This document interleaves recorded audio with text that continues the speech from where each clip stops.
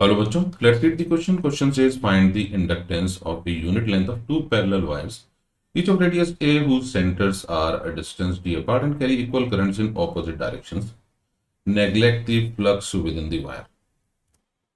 तो सपोज ये हमारे दो कंडक्टर्स हैं. लेट्स से ये कंडक्टर का क्रॉस सेक्शन है और ये हम रिप्रेजेंट कर रहे हैं कंडक्टर की लेंथ.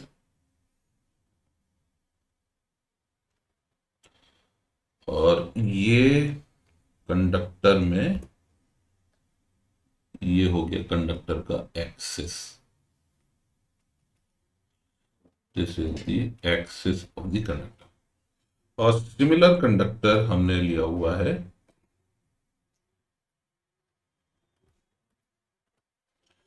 ये इसके पैरेलल, और दोनों कंडक्टर्स का रेडियस है ए, इसका भी रेडियस है ए, और इनके एक्सिस के बीच की दूरी हमें दे रखी है डी. ये हो गई इन दोनों एक्सिस के बीच की दूरी. और करंट का डायरेक्शन दोनों में है डिफरेंट, यानी इसमें अगर करंट सपोज है अपवर्ड, इसमें करंट का डायरेक्शन है डाउनवर्ड. अब हमें यहां पर क्वेश्चन में कहा जा रहा है find the inductance of a unit length, यानी हमें निकालना है D L upon D small L, यानी L is the inductance and small L is the length. तो उसके लिए हमें कैलकुलेट करना होगा पहले फ्लक्स, और उसके लिए चाहिए magnetic field.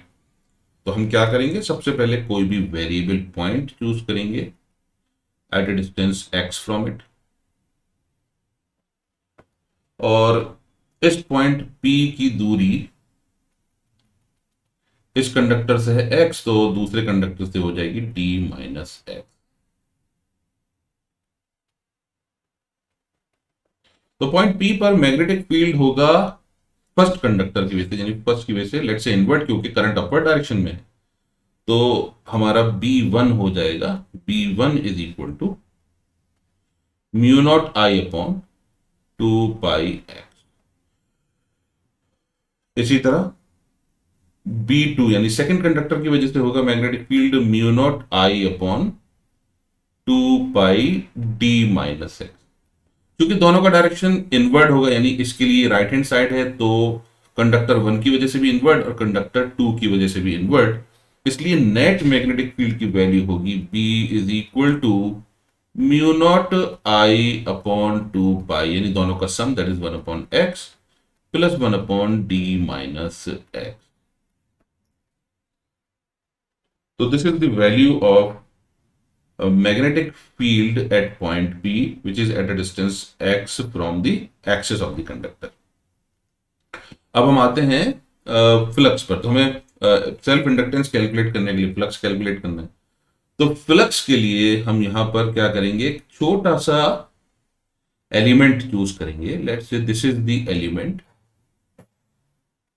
This is the element, जिस ये एरिया एलिमेंट है जिसकी ब्रेथ है dx और लेंथ हम एज्यूम कर लेते हैं लेट्स से डेल्टा एल, ये हम डेल्टा वाई ले लेते हैं, डेल्टा वाई. तो इसका एरिया हो जाएगा, area equal to delta Y into d x. तो फ्लक्स इसके थ्रू होगा d phi is equal to B into delta Y into d x. ये हो जाएगा b into delta Y into d x. तो b की वैल्यू सब्सटीट्यूट करेंगे, यानी ये हो जाएगा delta Y into mu not upon 2 pi I 1/x plus 1/d minus x. So total flux calculate करने के लिए हम इंटीग्रेट करेंगे इसको. तो फाई हो जाएगा delta Y into mu not I upon 2 pi integration 1/x dx. यहां पर हमने dx लगाना भूल गए, या dx भी है. तो dx फ्रॉम, अब यहां लिमिट शुरू होगी यहां से, इस सरफेस से लेके यहां तक जाएगी, यानी हमारी लोअर लिमिट है a और अपर लिमिट है d minus. and plus integration 1 upon d minus x from a to d minus a again dx। अब इसको हम कैलकुलेट करेंगे तो मिलेगा flux phi is equal to delta Y mu not I upon 2 pi, ये होगा natural log x from A to D minus A और plus natural log, ये प्लस की जगह ये हो जाएगा माइनस। उसका रीजन है यहाँ इंटीग्रेशन हमें करना है, integration of 1 upon A minus x D x, जो कि होता है माइनस नेचुरल लॉग ए माइनस एक्स। तो ये फॉर्मूला हम याद करेंगे और इसको सॉल्व कर देंगे, तो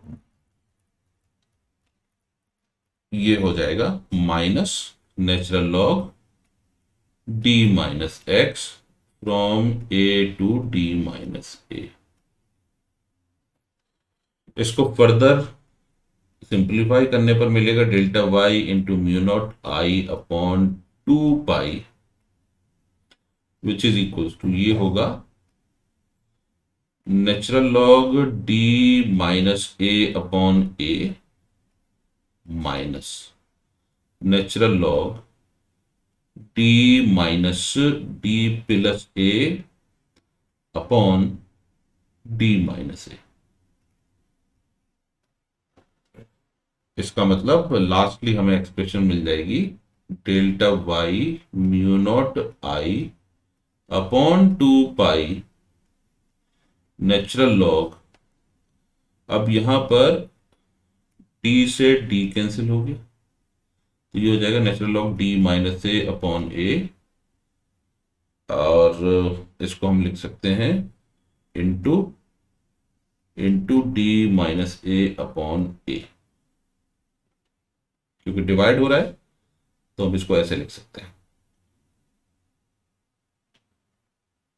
sorry, it's not dividing, it's subtract हो रहा है, मैंने यहां पर गलत लिख दिया, इट इज सब्ट्रैक्शन सब्ट्रैक्शन।